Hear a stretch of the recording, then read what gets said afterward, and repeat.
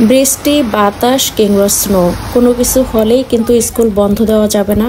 একদম বড় কোনো গুড রিজন ছাড়া স্কুল বন্ধ দেওয়াটা ঠিক না, এবং সেখানে স্কুলে বলতে হয় যে কি কারণে আমি স্কুল বন্ধ দিয়েছি। তো সবসময় স্কুলে অবশ্যই যেতে হবে। তো আজকে সকালবেলা ঘুম থেকে উঠেই দেখি স্নো পড়তেছে। আমার সেই বরাবরের মতো একটা অভ্যাস, প্রথমেই ঘুম থেকে উঠে জানলা পর্দাটা সরিয়ে আমি একটু বাইরে তাকিয়ে দেখি বাইরে কি অবস্থা। পর্দা সরিয়ে দেখতেছি একেবারে বরফ ইচ্ছা মতো পড়তেছে। পরে আর কি বাচ্চাদের তাড়াতাড়ি ডাক দিলাম, কারণ ওরা খুব এনজয় করে বরফ পড়াটা। বরফ পড়লে ওরা যে কি খুশি হয়, মনে হয় যেন আমাদের কাছে অনেক ঠান্ডা লাগে বা অন্যরকম, কিন্তু বাচ্চারা তা না, বাচ্চারা খুবই আনন্দ করে। ওরাও আয়সা দেখে একদমই সারপ্রাইজ, কারণ এখনো কিন্তু ওই রকম ভাবে তেমন ঠান্ডা পড়ে নাই, কিন্তু সেই বছরের শুরুতেই আজকে বরফ পড়েছে। তো আজকে বরফগুলি কিন্তু অনেক বেশি পড়েছে, কিন্তু সাথে সাথে বৃষ্টিও ছিল। তাই বৃষ্টি মাটিতে পড়ার সাথে সাথেই বৃষ্টিতে সব গলে গেছে। যদি সাথে বৃষ্টিটা না হতো তাহলে একদম সব কিছু সাদা হয়ে যেত। বরফের সাথে সাথেই যদি বৃষ্টিটা হয় তাহলে কিন্তু আর জমে থাকে না। বাচ্চাদেরকে নিয়ে স্কুলে আজকে ছাতি নিয়ে আসলাম। ওদেরকে এখন স্কুলের আমি এক কর্নার থেকে দাঁড়িয়ে ওদেরকে স্কুলে পাঠিয়ে দিলাম। ওরা স্কুলে চলে গেছে। তো এখন আমি আবার বাসায় যাচ্ছি। দেখেন ইচ্ছা মতো এত বরফ পড়তেছে একদম সকালবেলা। এখন মনে হয় 1 ঘন্টা হবে না আর কি বরফ পড়েছে, তারপরে আবার বন্ধ হয়ে গিয়েছে।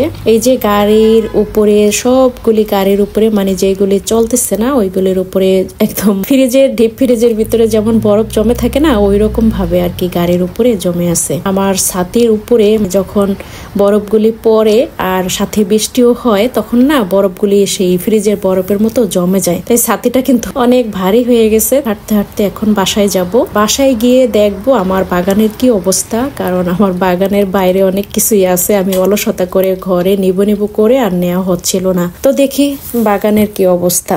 স্নো পড়ার পরে মনে হচ্ছে না ধনিয়া পাতাগুলি একদম হেলে ধুলে আইথিয়া পড়ে গেছে, মনে হচ্ছে যেগুলি আর থাকবে না। আসলে কিন্তু তা না। এই যে যখন বরফগুলি গলে যাবে তখন কিন্তু এই সবগুলি সুন্দর মতো ঠিকঠাক মতো আবার দাঁড়িয়ে যাবে, কিচ্ছু হবে না। ধনিয়া পাতা যতই বরফ পড়ুক, বরফেও না নষ্ট হয় না। এগুলি ঠিক যেমন তেমনই। এই যে বরফগুলি সাথে সাথে যে বৃষ্টি পড়তেছে তাই একদম গলে যাচ্ছে সাথে সাথে। এই যে একদম বরফ দেখছেন, যে ফ্রিজ থেকে বের করছি আর কি, এই অবস্থা। আর এই যে আমি আমার ধনিয়া পাতা থানকুনি পাতাগুলি বাইরে রাখছিলাম, দেখে নি কি অবস্থা। এই যে নিচে যদি এখন বৃষ্টি না হইতো না তাইলে কিন্তু সুন্দর সাদা হয়ে থাকতো।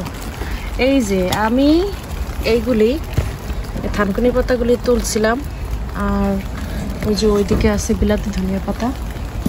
আমি ওষুধ দিছিলাম, কারণ পোকামাকড় যদি থাকে তো একটু ওষুধ দিয়ে আর কি বাইরে রাখছিলাম। ওই যে ওষুধ ওইখানে ওইটা দিছি আমি, সবকিছু পোকামাকড় সব মরার জন্য।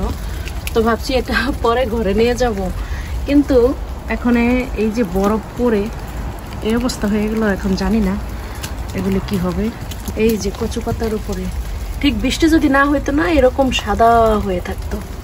মানুষের মন কচু পাতার পানির মতো টলমলো করে, কিন্তু দেখেন কচু পাতায় পানি পড়লেই কিন্তু পানি একদম টলমলো করে পড়ে যায়, আমরা সবাই জানি। কিন্তু আজকে যে বৃষ্টি হচ্ছে সাথে স্নো হচ্ছে, এত ঠান্ডা, দেখেন সেই কচু পাতার উপরে কিভাবে জমে গেছে। এগুলি পড়ে নেই, দেখছেন?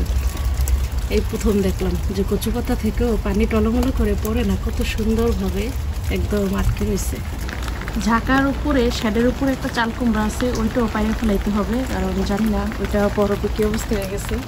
এইদিকে এখন আমি এগুলো যে ঘরে নেব, এখন নেবো কিনা ভাবতেছি, কারণ যেহেতু বরফ পড়ছে, এত ঠান্ডা পড়ছে, এখন এগুলো কি থাকবে না সব নষ্ট হয়ে যাবে জানি না, আল্লাহই ভালো জানে।